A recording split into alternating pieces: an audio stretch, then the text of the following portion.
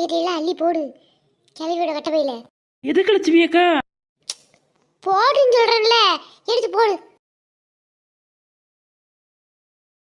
எல்லா காய்கறியும் அள்ளி போட்டுட்டு லட்சுமி அக்கா.